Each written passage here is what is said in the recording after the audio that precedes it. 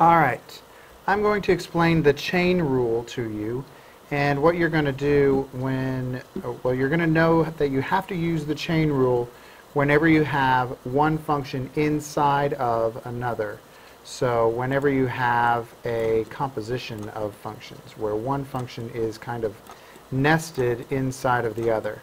And here's how we're going to attack it. Obviously, there's one function that could be considered to be on the outside and one function that would be considered to be on the inside.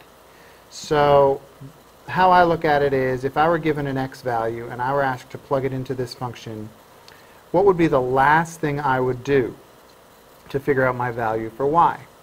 Well, the last thing I would do is I would, hold on, let me close that.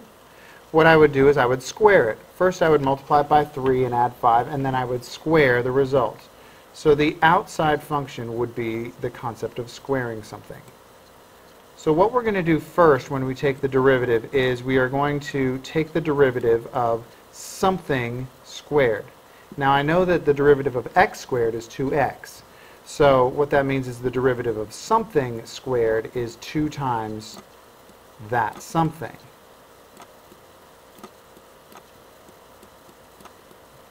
Alright, and then once I'm done taking the derivative of that part, then I'm going to take the derivative of the inside part. So the derivative of 3x plus 5, that's actually an easy one. The derivative of 3x plus 5 is just 3. Okay, so that's my answer, and I can simplify it if I want to. I can multiply 2 times 3 times 3x plus 5, and I can get 18x plus 30. All right, so that would be your answer. That is the derivative of this particular function. Oh, I'm not going to put equals. I'm going to say, let's call it y prime equals all of this. All right, so in this case, I have a function here. I don't like the way it's written, so let me write it as, and this is just a rewrite, 5x squared plus 7x plus 1 all to the 1/2. Alright, so taking the derivative of that, y prime. Now if I'm reading this, the outside function, the thing that I would do last if I were to plug in a specific x value, the thing that I would do last to evaluate y is to raise it to the 1/2. So that's what I'm going to take the derivative of first, something to the 1/2. Now the derivative of x to the 1/2 is 1/2 times x to the negative 1/2. So the derivative of something to the 1/2 is going to be 1/2 times that something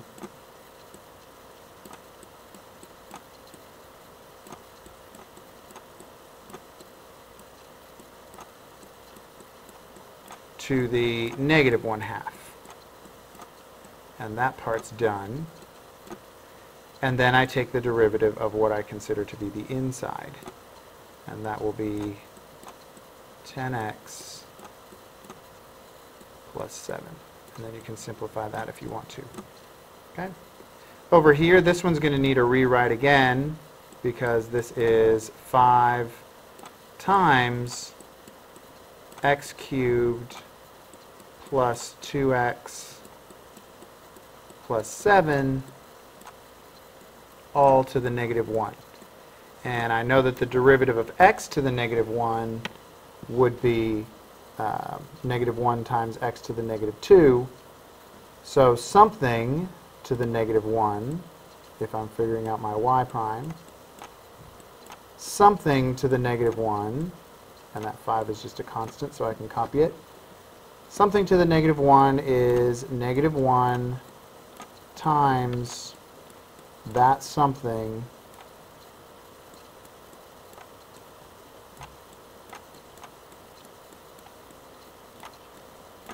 to the negative 2, and then I take the derivative of that something,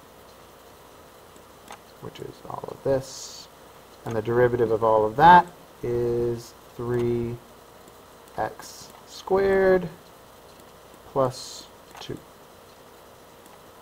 And that is a 2. There we go. And you can simplify that as well.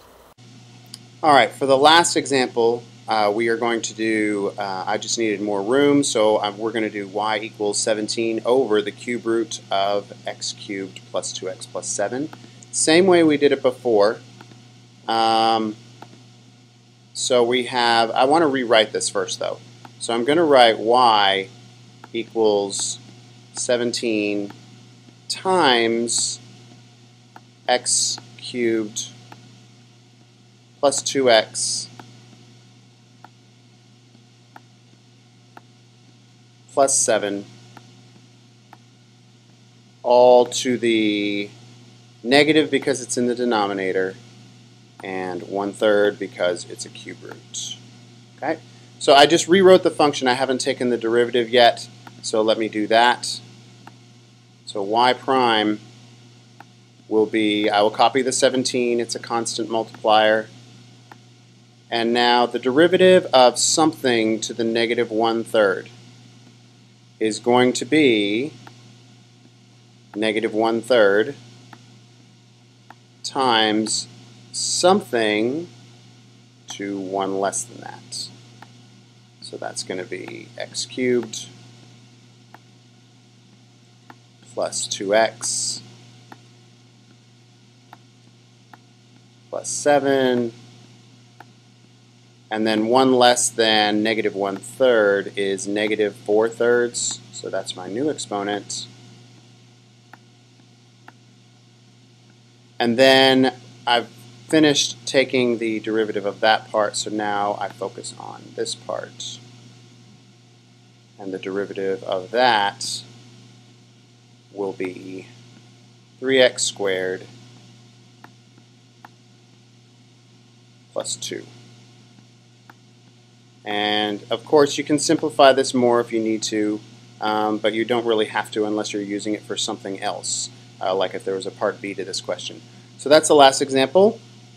If you have questions or concerns, please feel free to email me or Facebook me or Twitter me or contact me somehow, and we will do examples of this tomorrow.